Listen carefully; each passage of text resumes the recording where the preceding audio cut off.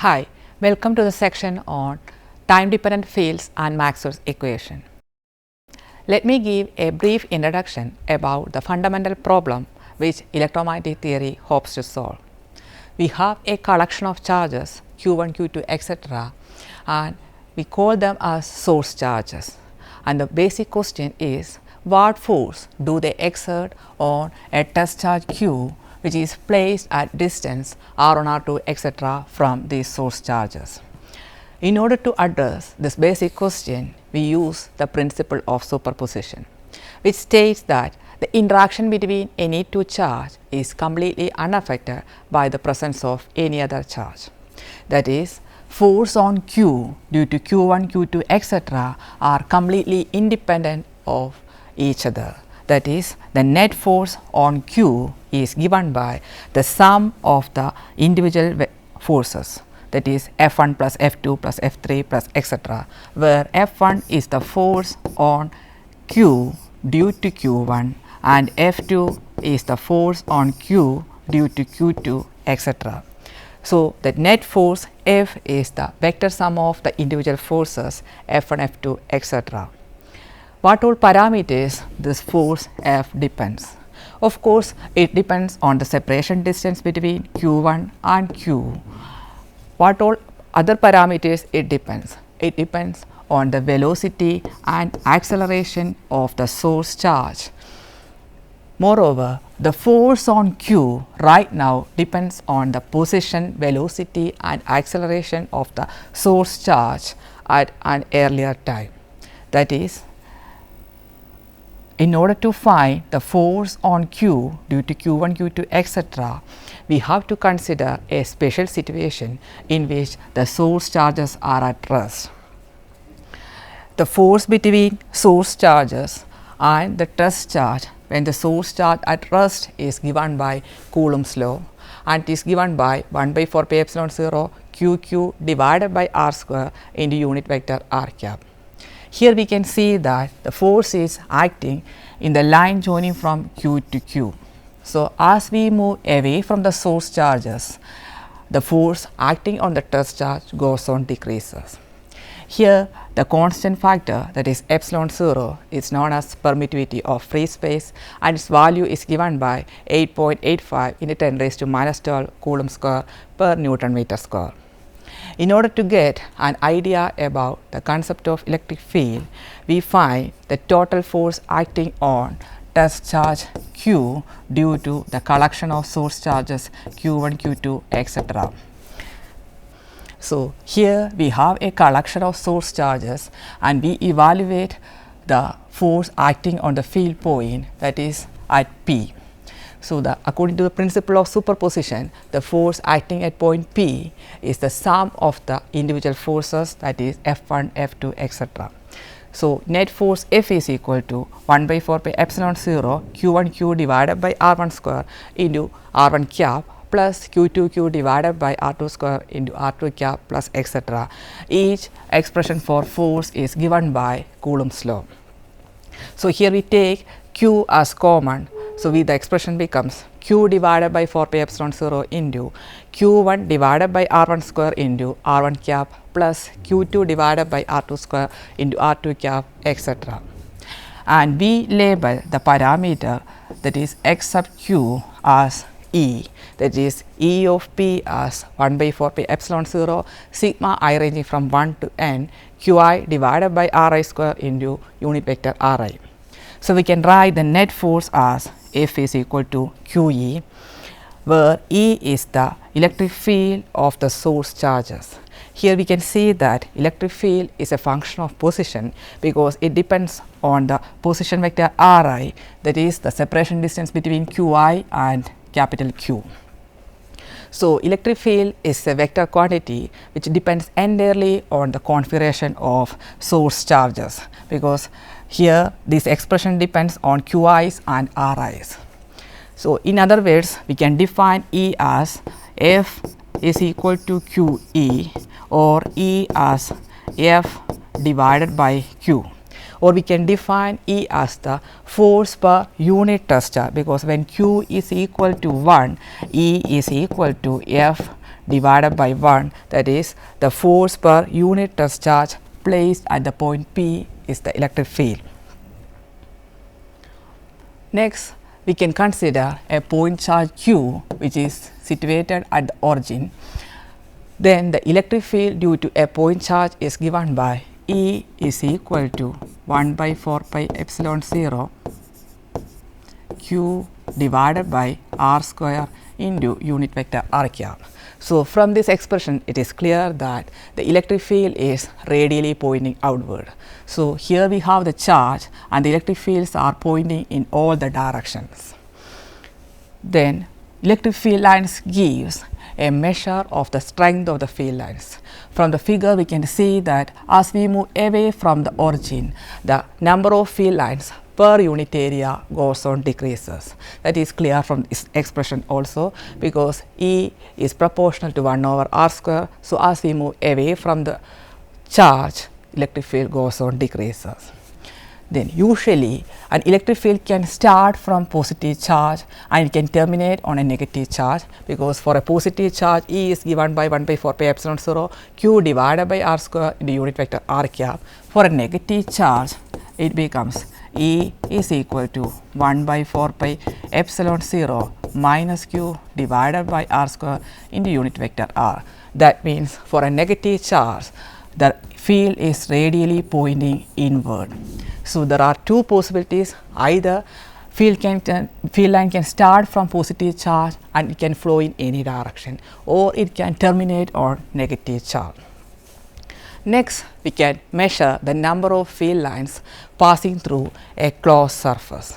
So, here we have a surface, a rectangular surface is there, and the area vector of this rectangular surface is shown as outward, and we know that usually area is a vector quantity and its direction is given by the right hand thumb rule. So, the fingers points the direction of movement, then thumb will give the direction of the area vector. So, it can be either outward or it can be inward, and here we have taken the direction of area vector as outward, and we have to find the number of electric field lines passing through this area. That means we have to pick out the component of electric field which are in the same direction as E. That is done by the dot product, because we know that we can project electric field on to that surface dA using dot product. So, the electric flux is denoted by the letter phi, and here the subscript indicates that the flux is due to the number of electric field lines passing through that surface. So, phi is equal to surface integral over a closed surface E dot dA. Always remember that here we have taken a closed surface, and there are difference between closed surface and open surface. In the case of a closed surface, it should enclose a volume, but in the case of an open surface it does not enclose any volume. We consider a point charge Q which is situated at the origin, then we can calculate the electric flux due to this point charge Q situated at the origin. We know that in the case of a point charge, the electric field is given by 1 by 4 pi epsilon 0 Q divided by r square into unit vector r cap. So, from this expression it is clear that electric field is pointing in all the direction, that is it is radially outward, that is electric field is emanating in all direction from the origin.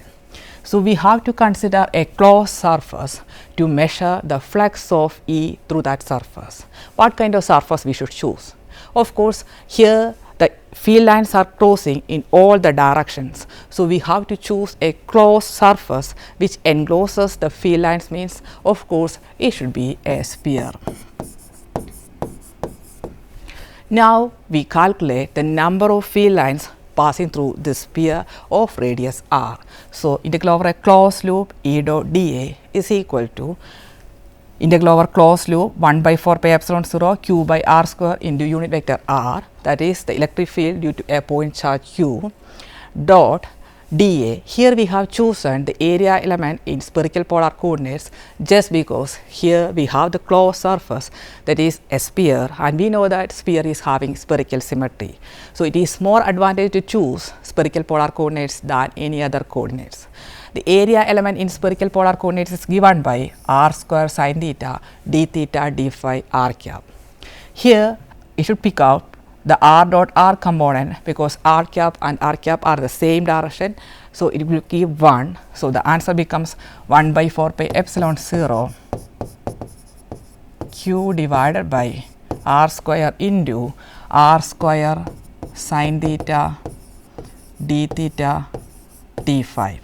So, this r square and this r square cancels, remaining is q divided by 4 pi epsilon 0 sin theta d theta d phi, and we have to integrate it, and we know that in the case of spherical polar coordinates the limits of theta varies from 0 to pi and limits of phi varies from 0 to 2 pi.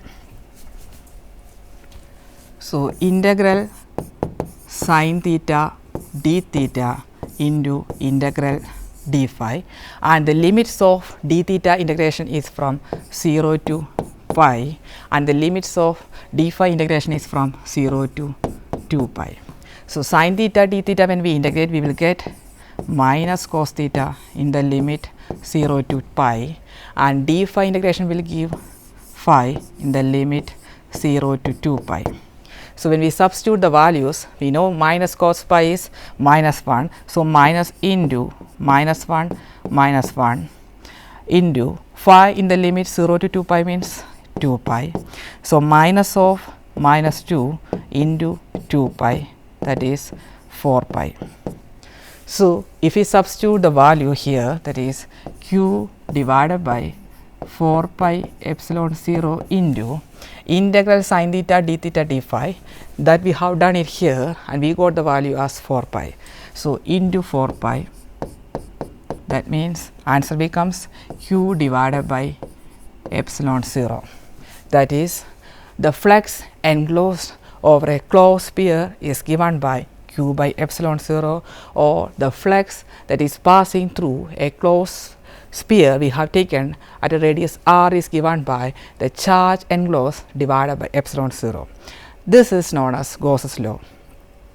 Flux through any closed surface is a measure of the total charge inside.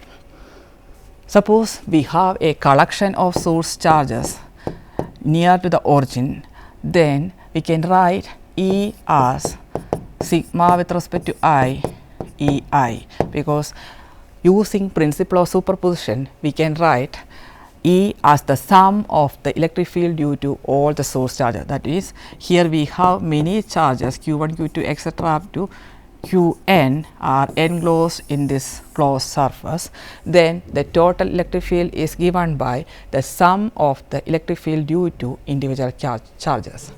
Then the above expression becomes, that is integral over closed loop E dot dA is equal to integral over closed loop sigma I ranging from 1 to n E I dot dA, that is equal to, instead of q now we have a collection of charges, that is sigma q I divided by epsilon 0, or we can write this sigma q I as the total charge enclosed in this surface. So, we can write surface integral E dot dA is equal to q enclosed divided by epsilon 0. That means, if we have more than one charges inside the closed surface, then the flux through that closed surface should be the total charge inside the surface into 1 by epsilon 0, and this is known as integral form of Gauss's law. Here we can see that suppose the charge q is situated outside the surface, then will it contribute anything to the flux? Here we can see that the flux passing to the surface is same thing leave the surface. That means, number of field lines enter the surface and the number of field lines leaving the surface are same. That means, if we calculate the flux over this closed surface, that phi over this closed surface, we will get a 0 because it does not enclose any charge. That is, charge q is situated outside, that means it does not contribute anything to the flux of that surface. Now, we can convert this integral form of Gauss's law into differential form. So, surface integral E dot dA is equal to volume integral del dot E d2. Here we just applied Gauss divergence theorem. So, here this surface is the boundary of the volume. So, always remember that a closed surface encloses a definite volume. So, this is surface is the boundary of volume, and we can write the q enclosed as volume integral rho d2, where rho is the charge density. So, we can write this expression as volume integral, instead of E dot dA we can write del dot E d2, that is equal to, instead of q by epsilon 0 we can write rho integral rho d2 divided by epsilon 0. Now, we can see that on both sides we are integrating over the same volume. That means we can equate the integrands. So, we are equating the integrands, that is del dot E is equal to rho by epsilon 0.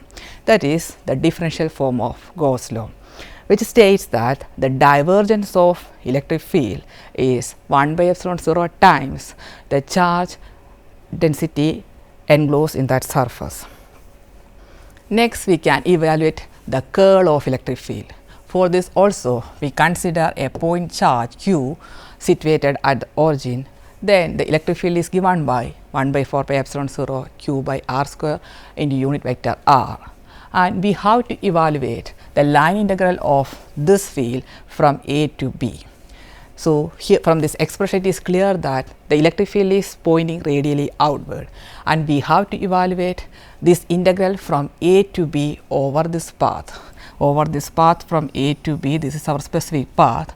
So, radial electric field is defined in all the regions, and but we need the integration only over this path. So, what we want is we need to project E on the specified path. So, we are projecting E to a small length dl, then we integrate from A to B. So, we are projecting E over this specific path and we integrate from A to B. Then, in the case of spherical polar coordinates, infinitesimal length dl is given by dr into r cap plus r d theta theta cap plus r sin theta d phi phi cap. We substitute the value of dl here and E is the value here. So, from this expression it is clear that only one term should contribute, because r dot r is 1, but r dot theta and r dot phi are 0. So, it will give E dot dl as 1 by 4 pi epsilon 0 q by r square into dr. We integrate from A to B. So, integral A to B E dot dl is equal to 1 by 4 pi epsilon 0 integral A to B q by r square dr. So, here q is constant, so we can take it outside. What is integral of 1 over r square? Integral of 1 over r square is minus 1 by r, and we have to integrate from A to B. So, we will get it as minus 1 by r b minus 1 by r a. So, that we have written as minus 1 by r b plus 1 by r a, or q divided by 4 pi epsilon 0 into 1 by r a minus 1 by r b. Suppose we are integrating over the closed surface, closed loop. That is, closed loop means wherever we have started we end on the same points. That means A and B are the same points. So, R A is equal to R B. Then this expression becomes integral over closed loop, because we have 1 by 4 pi epsilon 0 q by R A minus q by R A, that is equal to 0. So, from here it is very clear that the line integral of field along the path is independent of this specific path, but it depends only on the end points. That is, line integral A to B E dot dl is a function of R A and R B, and is independent of the path through which it reaches the final point. So, integral over closed loop E dot dl equal to 0. we can apply Stokes theorem. Then this equation becomes surface integral del cross E dot dA equal to 0. So, surface integral del cross E dot dA equal to 0 means, of course, the integrand should be equal to 0, and we cannot make that dA as 0. That means del cross E equal to 0. So, the curl of the electric field is 0, which is very clear from this expression, because we can see that electric field is pointing radially outward for a point charge situated at the origin. So, something is diverging out means it does not have any curl effect. Here we measure the amount of curl or the amount of rotating effect of electric field.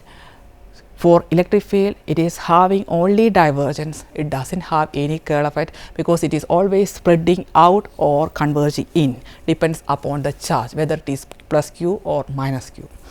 So, in the case of stationary charges, we have seen that the divergence of electric field is given by rho by epsilon 0 and del cross E is equal to 0. So, in order to answer the fundamental problem, that is the force acting on capital Q due to the collection of charges, we consider the special situation in which the source charges are at rest. And the fundamental inputs for electrostatics are the principle of superposition and Coulomb's law, and rest of all this is some mathematical elaboration of Coulomb's law and principle of superposition. So, in this section we have tried to answer the fundamental problem, that is the force exerted by the source charge on the test charge in a special situation, that is when the source charges are at rest. And we have seen that in this case we can write the total force in terms of the individual forces, and also we have seen an expression for the electric field, and we have evaluated the divergence and curl of the electric field. So, in this section we have seen that the basic physical inputs for the electrostatic study are the Coulomb's law and principle of superposition, and we have elaborated this fundamental laws in terms of other expressions. We can see the next of the topic later. Thank you.